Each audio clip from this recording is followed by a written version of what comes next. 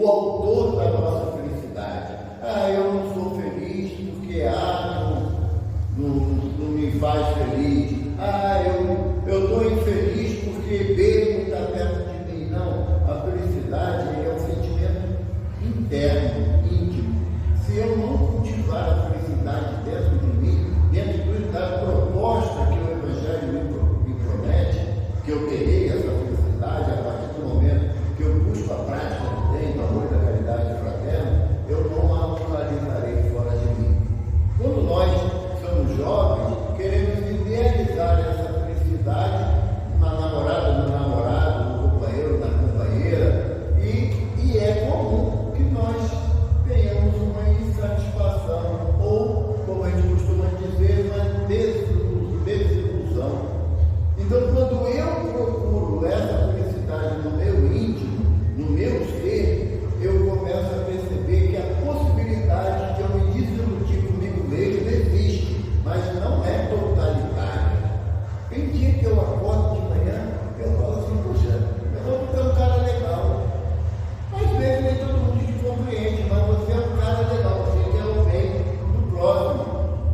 E quando eu penso assim, eu analiso que realmente eu não sou uma pessoa legal. Dentro dos meus parâmetros, eu não posso usar como parâmetro do outro. Eu gostaria muito de eleger como objetivo de ser uma pessoa legal o mentor da minha casa, do Santo Espírito da Casa do Caminho, Chico Xavier. Chico é um cara legal, caramba. Mas ele conquistou essa possibilidade de ser legal e, por incrível que pareça, não é para todo mundo.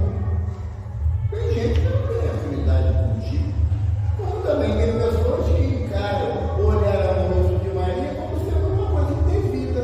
Não, Maria, assim, na expressão de alguns, né, é uma mulher como outra qualquer. E ao passar um certo momento, eu vi uma frase na internet que me marcou muito, e eu tomei aquilo, sabe, Zé,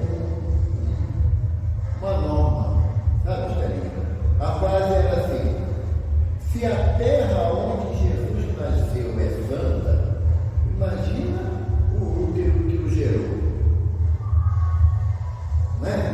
Se aquela mulher teve a capacidade moral de abrigar no seu ventre um Cristo, imagina o quanto de sábio ela é e de amor que ela possui.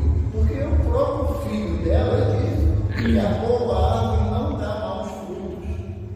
Então, Maria representa para todos nós as aspirações num nível muito elevado de humildade e de amor. E aí, por isso, o tema de hoje é o orgulho e humildade. Eu confesso que eu não sei falar nada de humildade. O orgulho, pós-graduação. A Diana faz quase do doutorado da matéria do orgulho, porque isso daí eu exerço quase que diariamente. Mas a proposta do Sr. Allan Kardec trazer esse tema para nós, orgulho e humildade, lá no capítulo 7 do Evangelho, bem-aventurados os pobres de espírito, a finalidade dele é despertar na gente qual o sentimento que nós damos mais valor. Não é o qual é o mais valoroso, não. O mais valoroso sempre há de ser a humildade. Mas qual que nós damos mais valor no nosso dia a dia? No nosso dia a dia, na nossa relação familiar, na nossa relação profissional, na nossa relação na faculdade, com os amigos. Qual é o sentimento que eu mais dou valor? Nós vamos continuar falando, como tinha um irmão que usava essa expressão, ele já na espiritualidade, a quem pedimos Jesus que o ilumine e o ampare. Será que você vai ter que dizer que você vai ter que me engolir? Eu sou assim no mundo, assim no vida da Gabriela, nasci assim, cresci assim, vou desencarnar assim, vou voltar para o grau assim. Porque a proposta de imutabilidade leva-nos a uma estagnação. A proposta da doutrina é entendermos que nós somos seres sociáveis e de capacidade de progresso constante. Se nós continuamos, apesar das ações que nos trazem desconforto, mas se continuamos a praticar as mesmas ações,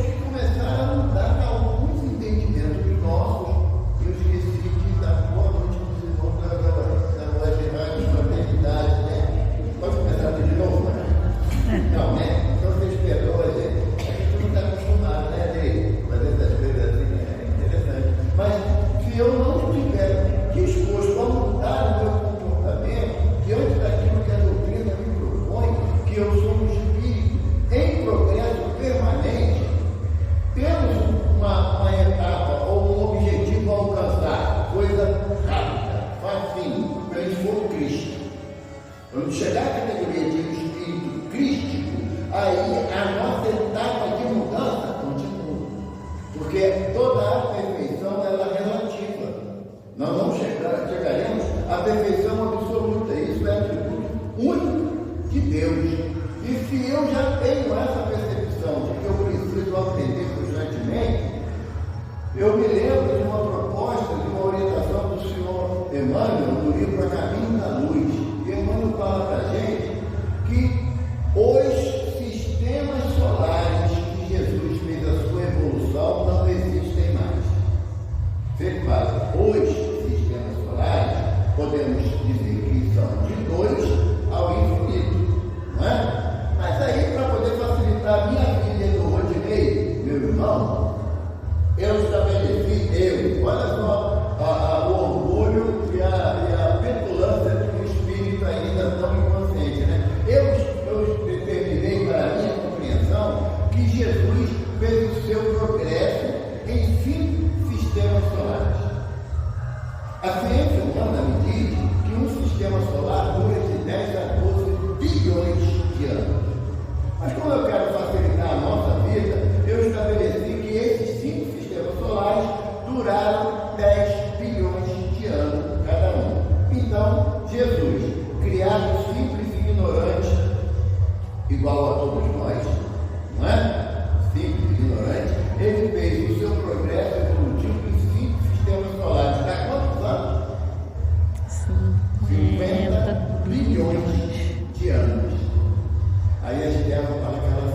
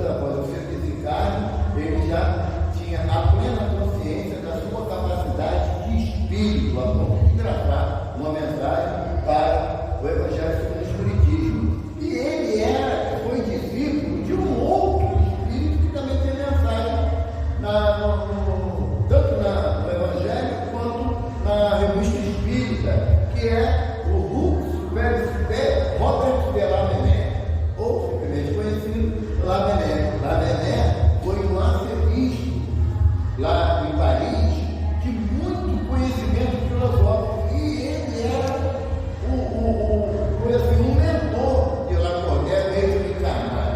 Lacordaire, ele era ateu, sabia?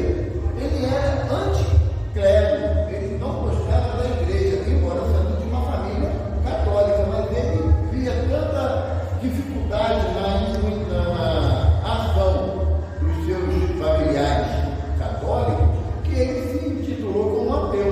Só que a espiritualidade, quando tem um propósito na vida da gente, de nos chamar para o trabalho, esse propósito faz nos despertar. E ele, em certa noite, Lacordaire, ele reflexionando sobre alguns problemas, estritamente do aspecto material, ele era advogado, muito conceituado em Paris, ele foi levado a refletir sobre a função de advogado de Jesus. Porque Jesus é o primeiro consolador, é o primeiro paráclito, que é advogado em grego. Jesus fala para todos nós: se me amais, guardai os meus mandamentos, e eu rogarei ao Pai, e Ele vos enviará um outro consolador. Porque o primeiro consolador, que é Jesus, é o consolador do amor. Jesus veio nos ensinar a difícil arte de amar. Amai uns aos outros como eu os tenho amado. Se quiser ser perfeito como o Pai que está no céu, amai os vossos inimigos. Ninguém mais cantou o amor no Evangelho, senão o Mestre. Então ele é o primeiro consolador que veio nos trazer essa percepção do amor. E o outro consolador, que é a doutrina espírita, ela é o consolador da inteligência, de você amar pela intelectualidade do sentimento que gere todo o universo. Então, o Lamennais, ele já tinha esse entendimento. Lacordaire via a igreja como os participantes da igreja. Meu Denis tem uma frase muito interessante, se eu não me engano, no livro O Destino da Dor. Ele fala que a doutrina espírita, ela seguirá inatacável quanto às suas bases morais. O espiritismo será o que nós fizemos dele. Porque a nossa relação de espíritas é mostrar pelas nossas atitudes o que o espiritismo fez, a doutrina espírita fez de bom na minha vida. E o Lacordaire, ele via que as atitudes do católico não correspondiam com aquilo que eles falavam, então ele preferiu se isolar. Mas nessa noite, ele refletindo sobre um tema do direito civil da França, veio a ele a imagem do advogado, do paráclito Jesus. E aquilo ficou incomodando a mente dele, que a associação, o direito, a advocacia no dia a dia, o que Jesus tem a ver com isso? Eu nem quero falar dele. Ele, num ímpeto de entendimento, ele vai buscar quem? Lamennais. E Lamennais dá a ele um banho de exemplo do Evangelho. Com as coisas, ele não falou nada. Ele falou: agora me dar a mão, vamos passear. Aí ele levou a Lacordaire a passear por Paris, nos ambientes mais sórdidos de Paris. Naquele lugar onde a sociedade mais ou menos dita equilibrada não quer ir, que é nas sarjetas, que é nos subúrbios, naqueles ambientes mesmo deploráveis de Paris. E ele falou: aqui é o meu campo de ação. Aqui eu faço aquilo que o Cristo me ensinou. Na igreja, Lacordaire, eu faço. Aqui eu faço. E aí ele entendeu que o chamado de Jesus é para que ele use os seus conhecimentos em defesa daquele que sofre, daquele que chora. E ele começou a trajetória dele dentro do Evangelho do Mestre e chegou a ser bispo daquela igreja bonita lá de Paris que pegou fogo, Notre Dame. Ele chegou a ser bispo de Notre Dame, que era, em relação ao bispado, era o mais alto posto de um bispo francês, como aqui no Brasil, quando se torna bispo de Aparecida ou bispo lá da Catedral de Brasília, né? Ou seja, o primaz do Brasil, o bispo primaz do Brasil é de Salvador, porque a primeira igreja no Brasil foi em Salvador, onde foi rezada a primeira missa, lembra disso? Aula de história, né? Então, ele chegou a um ponto de entendimento acerca do Evangelho que ele começou a prática do amor que o Evangelho nos propõe. E ele começa a mensagem dele, ele falando assim: coube a nós, os pobres de espírito, a tarefa de falarmos acerca do orgulho e da humildade. Porque se nós pararmos para analisar, qual a primeira bem-aventurança do Evangelho de Jesus, dito por Mateus, lá no capítulo 5. Kardec começa a bem-aventurança no Evangelho como bem-aventurados os aflitos. Mas no Evangelho de Mateus, a primeira bem-aventurança é bem-aventurados os pobres de espírito. Porque se você não for humilde, você não consegue assimilar nenhuma outra virtude. Nada. A humildade é a base de tudo. Você chega aqui nessa casa, quem já conhece a missão, né, meu amigo? Chega aqui nessa casa e você olha que, graças a Deus, está um prédio. Eu conheci a casa antiga, não é porque eu sou velho, não, é porque foi ontem que mudaram, não é? Mas eu conheci a sede antiga e era uma sede tão acolhedora como essa. Não mudou a essência da casa, uma nova construção, pela necessidade de modernizar o que estava estabelecido. Então, a humildade é a base de todas as virtudes. Você quer ser uma pessoa caridosa, seja humilde, reconhecendo naquele que você quer ajudar um não entendimento da tua ajuda. Você quer ser uma pessoa que os outros compreendam o que você fala, seja humilde a ponto de entender que nem todo mundo tem a capacidade intelectiva de todos que estão presentes. Então não fale para alguns, fale para todos, trazendo a tua mensagem dentro do entendimento.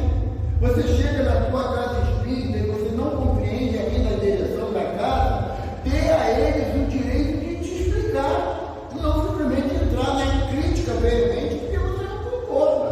Isso não é a humildade, é o oposto dela, que é a primeira palavra do nosso tema, que é orgulho. Um homem chegou um grupo lá em Uberaba para falar com o Chico. Vamos lá na casa espírita tal, o nosso presidente desencarnou, voltou à espiritualidade. Um homem lutador, estava sempre à frente das tarefas, muito atencioso. Será que a gente conseguiria uma mensagem deles?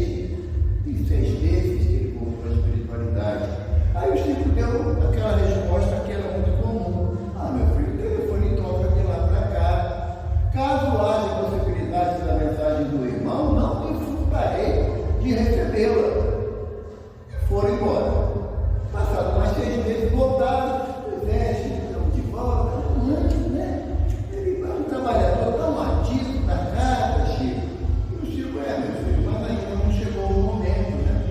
Eu tenho vários espíritos aqui com possibilidade de comunicação, mas não identifico o irmão. Eles foram embora de novo. Passou um ano, Marquinhos, não dá, né? Já tem 2 anos. Um homem tão bom, tão trabalhador, tão humilde. É verdade, ele tinha muito orgulho da humildade dele. Porque o nosso olhar, muitas das vezes, nós passamos uma imagem daquilo que realmente ainda não somos.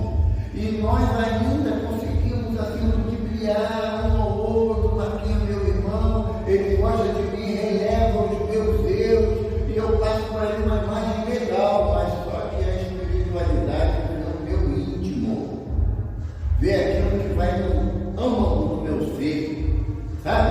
Quem eu realmente sou. Tem uma outra história que eu acho muito bacana sobre humildade e o não reconhecimento do humilde do nosso Divaldo. Alguns anos atrás, bastante anos atrás, Divaldo no Centro Espírita Redenção, dentro da que é o mantenedor da Mansão do Caminho, e o Divaldo trabalhava mediunicamente no grupo como médico de psicofonia. não deixava ele dirigir a reunião, nem fazer diálogo, não deixava. Mas João falava para ele que você tem que trabalhar a sua visibilidade.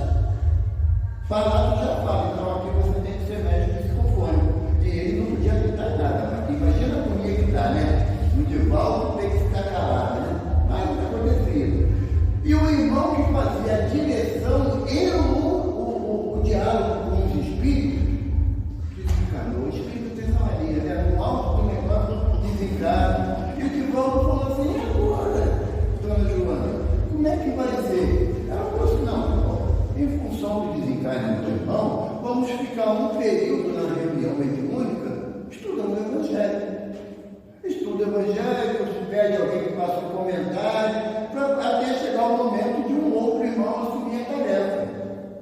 E Divaldo diz que ele ficava na caraviola dele, imaginando quem seria. Pensou em um, aí aquele a imagem fixou bem, pensava em outro, aí ele decidiu, ele fala assim: eu decidi que seria fulano.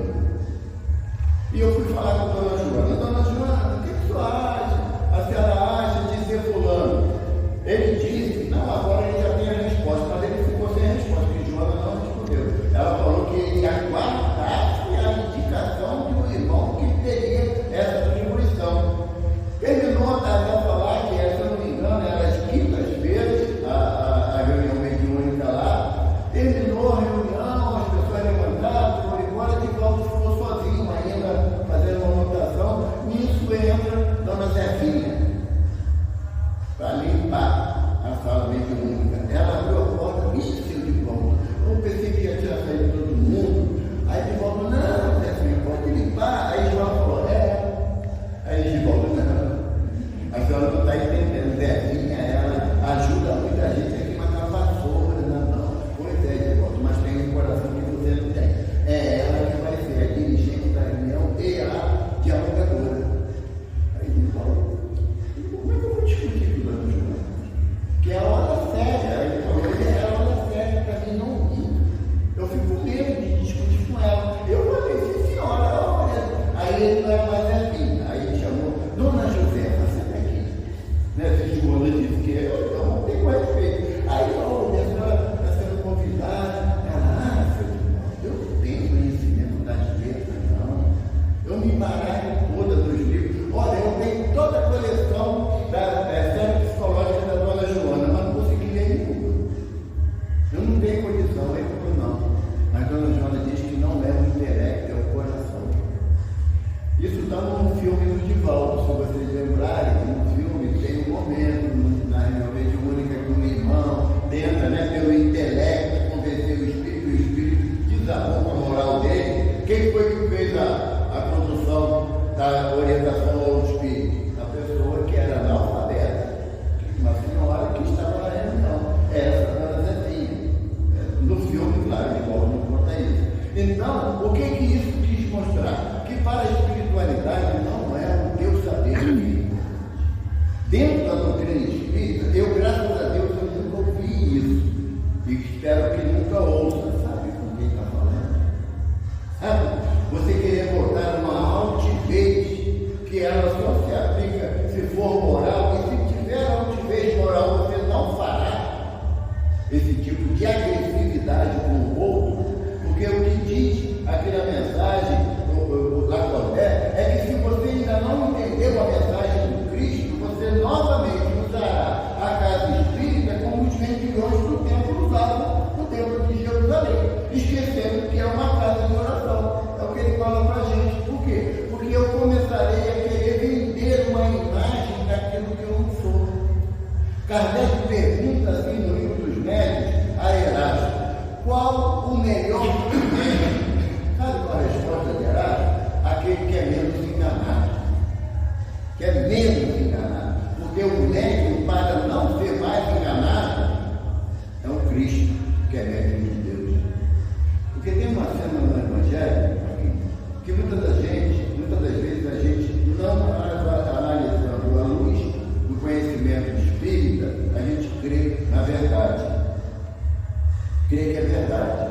Lembra daquela... posso fazer a pergunta para você? que vocês acham que não tem batismo em casa espírita? O Espírito está respondendo. Ele está encarnado, já está pensando. Na cena do Evangelho, quando João está no Jordão, batizando, para que você se arrependa dos seus pecados, quem chega para João? Jesus. Obrigado.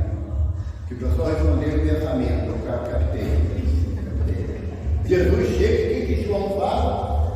Veio aquele que é maior do que eu, e eu não sou digno de atar as sandálias dos seus pés. E aí João fala assim para Jesus: eu deveria ir a ti, você vem a mim? Aí Jesus fala para ele: para que se cumpra o que está escrito. É o que Jesus fala. Por que Jesus fala isso? Porque a função de um profeta é ungir o rei. Ungir. Um profeta é quem vai ungir ao rei. Onde está isso, Paulo? No primeiro livro de Reis, lá no Velho Testamento, Saul é ungido por Samuel como rei de Israel. O primeiro rei de Israel foi Saul, e foi ungido pelo profeta Samuel. E disse para ele: não, Deus escolheu você para ser o rei do povo de Israel. Então Samuel foi e ungiu Saul rei.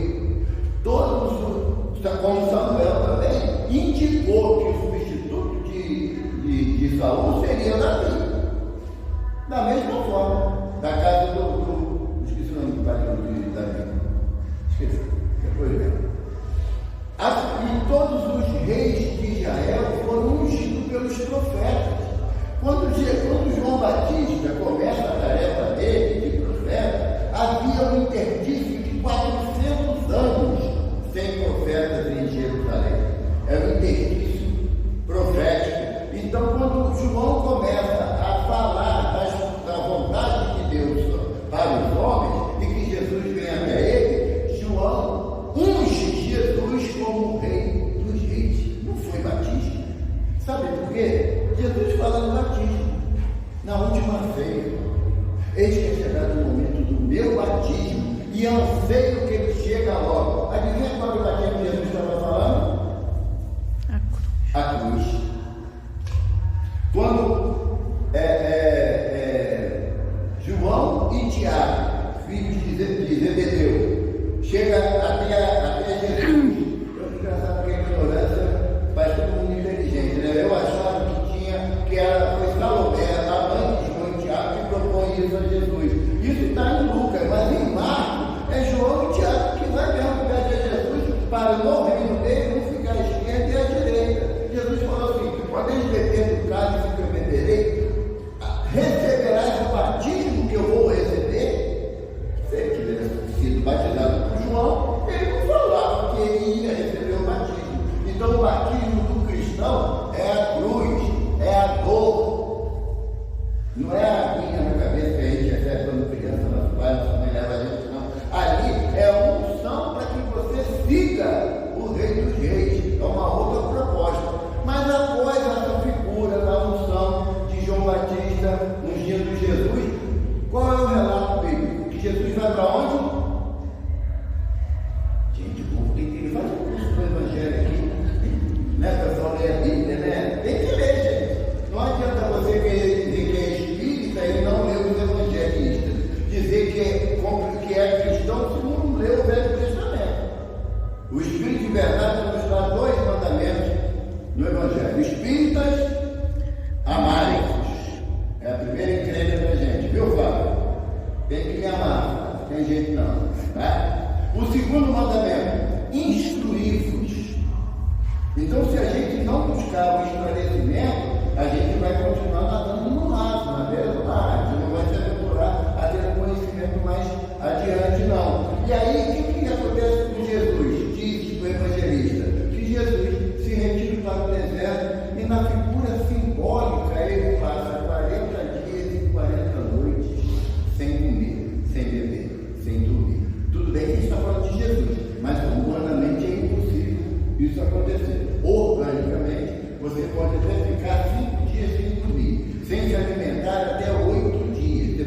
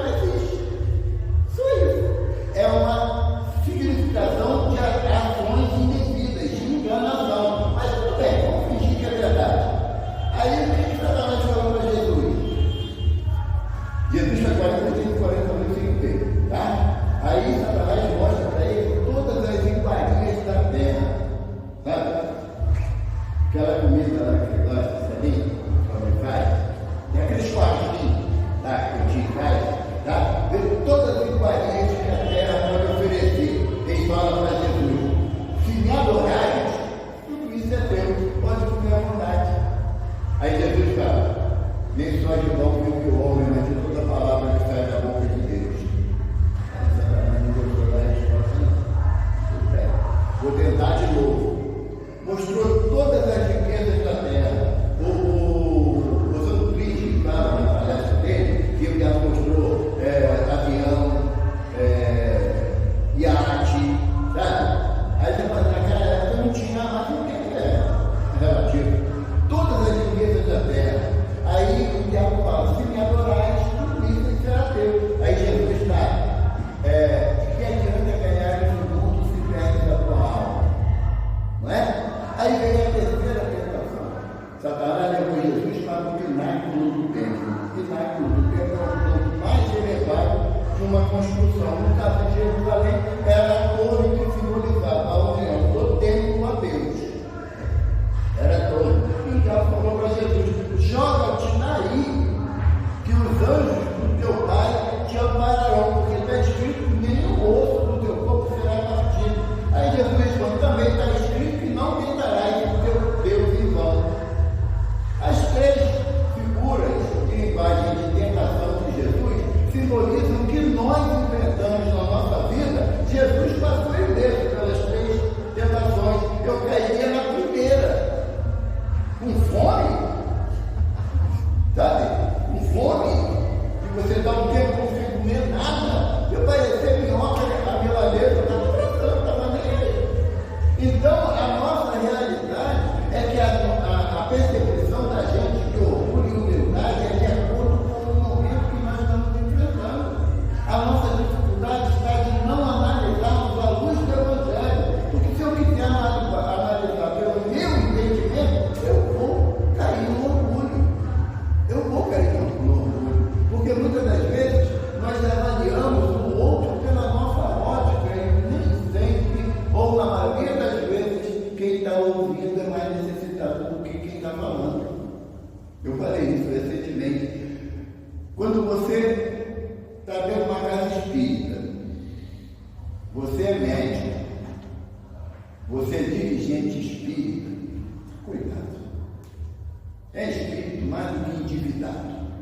Não é quem tem melhor capacidade ou melhor processo de progresso moral, não, é o mais necessitado de todos. Por quê? Porque a doutrina nos ensina que o mestre fala: a quem tem muito mais lhe será dado, e aquele que não tem, até o que pensa ter lhe será tirado. O orgulho tem essa propriedade, porque nós podemos até viver num pensamento de superioridade com o outro, podemos. Ainda é do nosso íntimo essa visão indevida. Mas quando a gente desencarnar, a realidade vem à tona. E aí não adianta você querer justificar uma atitude, porque está anotado no livro da nossa consciência os estudos que nós participamos da casa espírita. Todos nós somos levados aos estudos para aí nos entender, não é para apontar erro de ninguém, não. Porque Jesus quem fala, a cada um segundo a sua obra, não é segundo a obra do outro, sabe? Por mais que eu ame as minhas filhas, biológicas ou não, tem coisa ali não biológica, por mais que eu ame, eu não posso responder pelas atitudes dela. Quando Jesus cura o cego em Jericó, os discípulos perguntam: mas quem pecou, ele ou os pais? Porque na visão literal do livro do Êxodo de Moisés, tinha-se a percepção que o pai era comido do filho. Mas quando você vai ler o que Moisés nos traz, ele diz que aquele que ama a Deus, Deus amparará até por 1000 gerações, porque quem ama a Deus faz a sua vontade, certo? Então, por várias encarnações, você receberá a oportunidade de aumentar o teu amor a Deus. Agora, aquele que aborrece a Deus será comido na 3ª ou 4ª geração. Pai e mãe, né? Filho, neto, 3ª geração, bisneto, 4ª geração. Eu posso voltar como neto de mim mesmo, ou como bisneto. E aí eu resgatar os meus erros baseado no orgulho que eu exacerbei, como neto de mim, ou como filho do meu filho, para que eu aprenda a arte da humildade. A lei é misericordiosa nesse ponto. E aí, lá na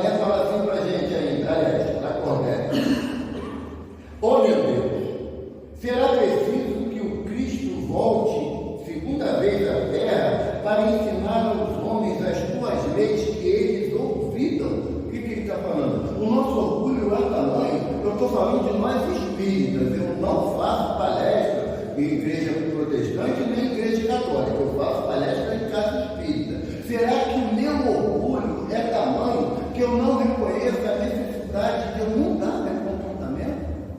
De eu oferecer ao outro o direito de errar? Por que eu trago a brecha de achar que todo mundo tem que ser certinho comigo, embora eu não tenha a mesma preocupação com o outro? Da melhor parte. Mais adiante ele fala, mas se permanecerdes insensíveis à voz dos espíritos, enviados para depurar e renovar a vossa sociedade civilizada, rica de ciências, mas, no entanto, tão pobre de bons sentimentos. Rica de ciência. Essa mensagem é 1863. 1863. 162 anos atrás. Será que nós mudamos alguma coisa ou ainda enaltecemos a ciência em detrimento do saber? Que o cientista é aquele que muito estuda, o sábio é aquele que faz e realiza as tarefas. Quando eu me proponho a saber ou praticar, eu vou começando a me fornecer elementos de humildade. Chego na casa espírita, já li aquele livro todo. Quantos já li? É mesmo? Qual o melhor? Nenhum. Então eu não li. Eu não absorvi os ensinamentos que as obras espíritas querem me oferecer. Mas para isso eu tenho que buscar. Para isso eu tenho que buscar. O caminho do orgulhoso que nós temos. O indivíduo tem que ir alguém. 5 minutos eu vim. O caminho que eu tenho que buscar com o meu entendimento acerca da doutrina é a aplicação do Evangelho de Jesus. O Chico falava para todo mundo ouvir que estava na hora de parar de falar de Jesus. Tem muita gente falando de Jesus. Está na hora de exemplificar Jesus. E Chico fala isso por experiência própria. Quando ele psicografou o último livro da série Fonte Viva, que são 5 obras, quando ele psicografou o último Santo Igreja, Caminho, Verdade e Vida, Emmanuel chegou para mim e falou assim: Chico, agora está na hora de você ensinar o Evangelho. Aí o Chico, daquele jeito bem simples dele, né, meio do mineiro, uai, seu Emmanuel, agora tem que dar aula, alfabetizar o povo. Não, Chico, você vai ter que exemplificar tudo isso que estão nas obras que você recebeu. Então nós, apesar de não termos psicografado nenhum livro, de não ter dado nenhuma mensagem exuberante da espiritualidade para o plano material, nós já temos capacidade de exemplificar o Evangelho. E falar isso em André Luiz. No livro Coragem, um trecho da mensagem, ele diz que quem já tem conhecimento de 5 minutos do Evangelho já pode modificar muito na sua jornada. Eu fiquei imaginando, esse mês eu faço 50 anos que eu conheço a doutrina espírita. 50 anos. E André Luiz fala de 5 minutos. Olha a nossa responsabilidade. Quando eu comecei a fazer palestra, eu comecei a achar, né, que eu sabia muito e eu tinha que humildemente passar isso para os outros. O meu mentor falou assim: não, você vai ver o tamanho da lacuna que existe entre o que você sabe e o que você faz. Quer diminuir essa lacuna? Começa a fazer. Porque amar ao próximo como a nós mesmos é uma proposta do Cristo, que você não pode exercer um sentimento que você ainda não é possuidor dele. Por isso que Jesus fala, não é sentido de ordem, não. Não é sentido de mandamento, não. É uma ação intelectual. Como é que você vai amar se você não se ama? Você não entende que o amor que você deve exercer é um amor de respeito a você, com as suas limitações. Eu ainda não tenho a capacidade de amar os inimigos. Não tenho. Não tenho. Por quê? Porque eu não consigo sequer identificar quem é meu inimigo. Se fosse baseado na visão de Khalil Gibran Khalil, um poeta libanês já desencarnado, ele fala: o divino mandou amar os inimigos. Obedeci, comecei a amar os mesmos. Mas se eu já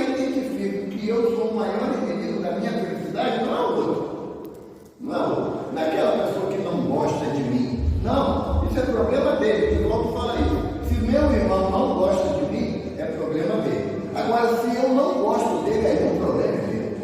Então, se eu ainda não aprendi a cultivar esse amor pelas minhas inferioridades, é me perdoar. Porque a gente não é humilde nem para admitir os nossos erros. E nós temos que ter essa humildade para conquistarmos o direito de ir afastando desses erros,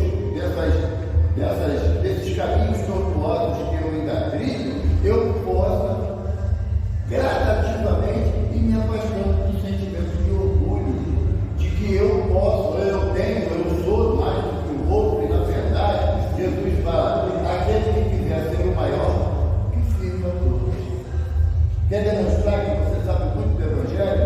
Faz aquela parte que ninguém quer fazer. Eu costumo dizer, a gente às vezes chega na nossa casa espírita, eu não estou falando de visitar outra não, da nossa casa espírita, aí vai no banheiro, chega no banheiro, não tem papel higiênico. Mas que absurdo! Não botar papel higiênico lá no banheiro? Aí o Marquinhos fala assim, está ali, pega ali, bota lá para mim. É assim, né? Eu que tenho que fazer o meu serviço. Sabe? A gente não se coloca como zelador da casa que não abriu. Está sujo, limpa. Está desorganizado, outra minha, isso é demonstração de amor. E isso é para mostrar que eu venho aqui não para usufruir daquilo que a casa me dá, porque a casa me ensina a ser humilde, mas eu não entendi isso ainda. Então a questão da humildade, ela está intimamente atrelada ao conhecimento das minhas necessidades, das minhas reais dificuldades. Porque quando eu reconheço que eu ainda não sei amar os inimigos, eu ainda não sei perdoar os meus erros, porque perdoar os erros significa que eu me comprometo a não errar novamente. Não é perdoar e errar, perdoar. Eu não falei isso numa página do Pão Nosso, que aquele que erra e pede perdão, e em seguida erra de novo e pede perdão novamente, é a atitude do preguiçoso que não quer mudar. E um benfeitor espiritual disse certa vez que quando ele propõe alguma coisa de mudança do comportamento da pessoa, e a pessoa fala assim, não, eu vou tentar, ele já sabe que ele não vai fazer. Porque é uma resposta típica do preguiçoso. Porque quando você absorve a orientação, você sai calado e começa um processo de mudança íntima. Estamos muito longe, no meu entendimento, eu em particular, da humildade. Mas não está distanciado de nenhum direito de tentar. Eu vou dar graças a Deus que eu falei. Agora é bom. Vou fazer nada. Uma perguntinha, só uma colocação. Nós vivemos num mundo ainda que o orgulho e a humildade vão ser, ainda se chocam muito. Tem muita coisa para resolver. Então, a gente vê, a gente fica pensando assim, vai demorar ainda, se dessa pessoa conhecimento, mas é a sua opinião mesmo. Ainda vou essa demora dessa chamada, renovação da cabeça, da ser humano e tal, ainda tão pouco caminho de demora, nessa situação, ainda um pouco assim, complicado, um pouco complicado, o orgulho e a humildade se chocando, vai demorar um pouco essa mudança. Tem um amigo, palestrante também, o Ferraz, que é a casa espírita lá na Tijuca. Ele faz uma apologia muito legal. Ele fala que Kardec nos propõe, no capítulo 4, a progressão dos mundos. Né? Então nós temos o mundo primitivo, mundo de prova e expiação, mundo de regeneração, mundo de felicidade, mundo de todo. Não é uma divisão rígida, definida. Varia ao infinito a distância de um para o outro. Aí ele diz que nós estamos no plano de prova e expiação, que é a segunda série. E queremos relações da terceira série. Ainda estamos no plano de prova e expiação, onde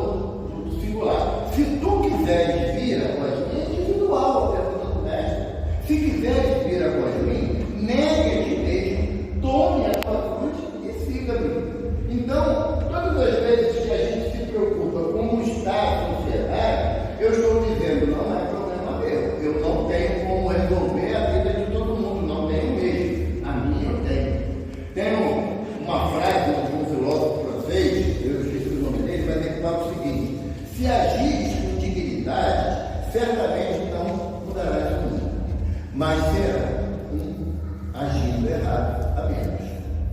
Então, a proposta é que eu busque essa transformação intimamente. O do outro vai chegar a outro momento. Foi o Sartre que começou? Não lembro, sinceramente. Eu não lembro mesmo, eu não vou meter mas eu não lembro, mas é uma realidade, porque é muito fácil dizer que eu não progrido moralmente porque a sociedade me ajuda. Entende? Então é um caminho individual, porque o médico fala assim, quando no sermão profético, que é capítulo 25 ou 23, se não me engano, de Mateus, ele fala que os discípulos perguntam quando Jesus fala das situações difíceis que o planeta passará, os grandes tormentos que o planeta passará. O discípulo falou assim, mas como que vai acontecer isso? Quando o Evangelho for levado a toda a terra. Não é o Evangelho com a finalidade de todo mundo ser cristão, não é isso, não. É a prática do Evangelho de amor ao próximo. Então, ainda é um processo ainda. A gente tem muito que amar.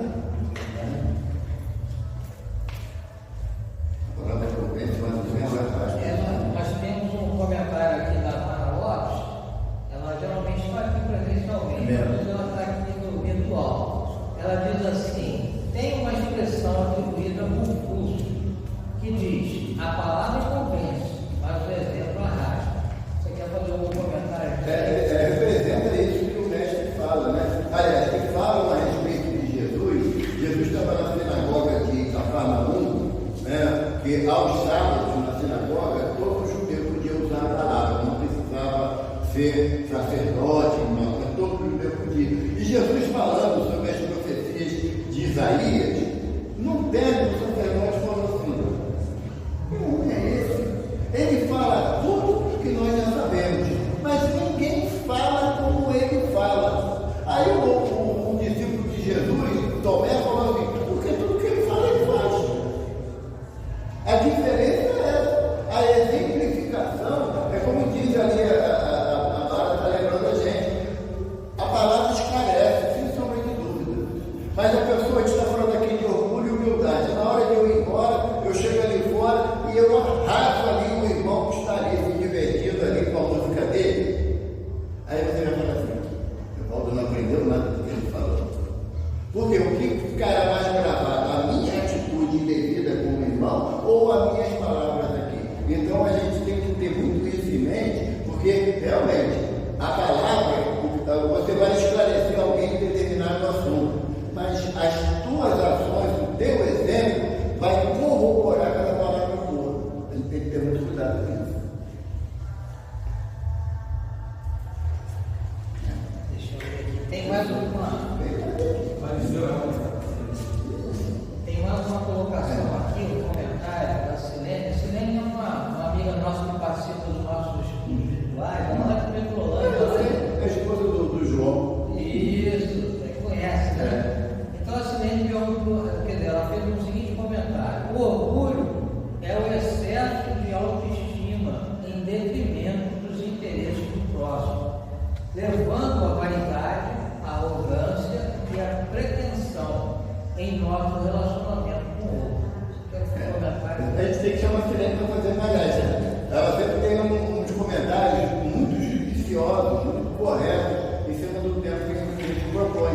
Porque o Emmanuel fala numa mensagem do Evangelho que o orgulho é o pai de todas as iniquidades. Sabe? A pessoa que é orgulhosa, ele começa já no aspecto do desrespeito àquilo que está perto. E ele não vai se preocupar se a opinião dele vai ofender, vai magoar, vai machucar. Ele não está preocupado com isso. Por quê? Porque eu começo a achar que eu sou melhor do que todo mundo. Até a hora que eu preciso. E na hora que eu preciso, se eu não cuidar do meu orgulho, sabe o que vai acontecer, André? Eu acho que você tem a obrigação de me ajudar porque eu estou precisando. E eu sou melhor do que você. Então, quando ela fala que essa questão da arrogância, da vaidade, da pretensão, olha, o pretencioso, ele não consegue observar a sua fragilidade. E a gente tem que tomar cuidado, porque muitas das vezes, dentro da casa espírita, estava numa reunião de estudo e uma pessoa fez uma pergunta e eu, no alto do meu cabedal de inteligência inatacável, eu achei que era uma pergunta muito infantilizada. E muitas das vezes, pela misericórdia da espiritualidade, eles permitem que você escute uma orientação. Aí a pessoa que estava do meu lado falou assim para a irmã que fez a pergunta: como que você fez essa pergunta? Porque certamente um grupo de espíritos que estão presentes na nossa reunião estão com a mesma dúvida do que você.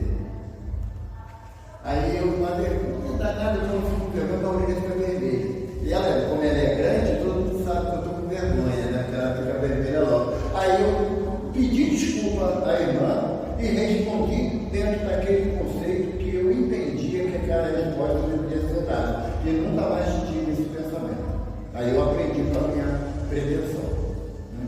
Eu tenho uma colocação aqui no comentário, uma pergunta, mas hoje a pergunta é mais uma brincadeira, alguém que você conhece bem. É a Esther Reis. Ela diz assim: eu tenho orgulho danado desse paizão. Será que isso me deixa distante do aprendizado? Te amo, papai.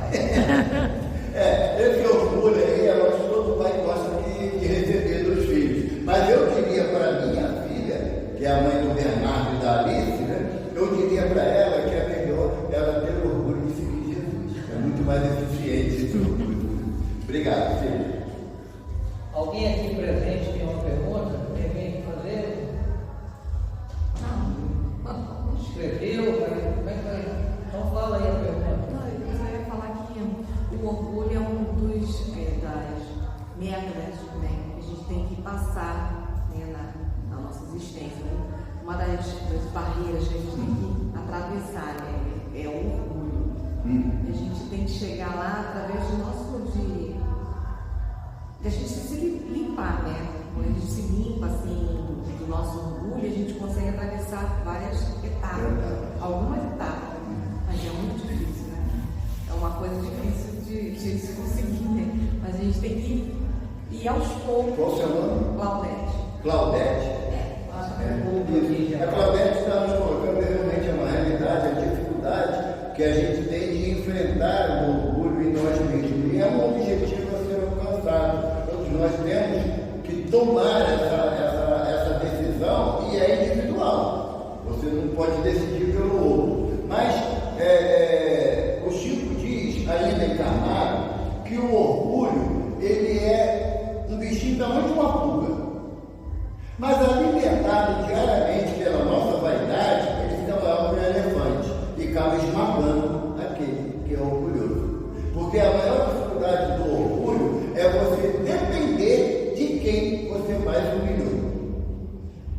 Sabe? Você é orgulhoso, né? Pretencioso. E aí você está sempre massacrando alguém, pisando em alguém, diminuindo alguém. Aí você tem que pedir ajuda dessa pessoa. É a maior lição que o orgulhoso pode receber, e na maioria das vezes ele leva para a revolta, ele não leva para o entendimento da necessidade de mudar o seu comportamento. Tem um benfeitor na nossa casa que ele diz o seguinte: que difícil é aquilo que ninguém fez, Jesus fez tudo.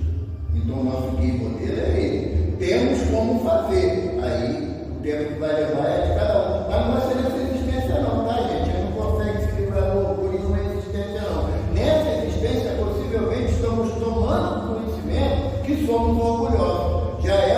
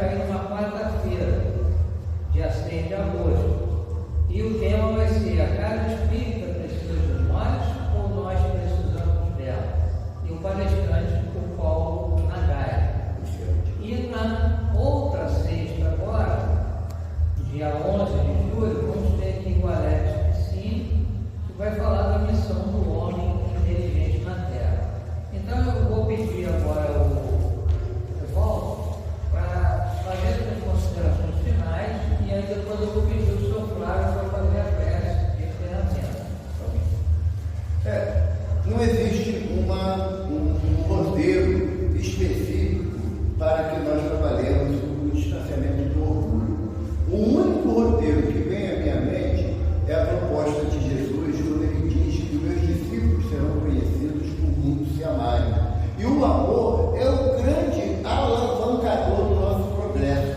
Tudo que nós quisermos fazer que nos distancie do sentimento de amor, o amor puro que Jesus nos ensinou, nós vamos nos aproximando mais das nossas tendências negativas. A proposta do Evangelho é de que nós não temos, Jesus fala, a cada dia basta o seu mal. Não vos inquieteis pelo dia de amanhã. E Jesus faz a alusão para a gente dos passarinhos que não semeiam, nem colhem, no entanto, não se alimentam. E a Maria não lembra para a gente, mas ele tem que construir o ninho dele. A nossa parte em relação ao orgulho é o cuidado diário. Toda vez que se perceber um ato de orgulho, querendo diminuir o outro, se reconsidere as suas ações, peça desculpa. A maior percepção do princípio da humildade é rapidinho aqui, mas toda vez que alguém falava com o Chico, pedia o Chico para dar um exemplo de humildade, o Chico falava que a gente tem que ser igual minhoca. Porque humildade vem de humus, né? Humus na terra, é o dejeto da minhoca. Aí ele falou que a minhoca vive lá no subsolo, né, cavando os túneis para que as raízes possam colher os nutrientes. E ele falou assim: eu nunca vi ninguém se ajoelhar na terra para agradecer a minhoca. Obrigado, dona minhoca. Ele falou assim: mas também não vi nenhuma minhoca aborrecida porque ninguém pediu agradecimento a ela. Então, vamos buscar a humildade nas coisas simples, que aí a gente vai afastando o orgulho. Muito obrigado. Graças a Deus.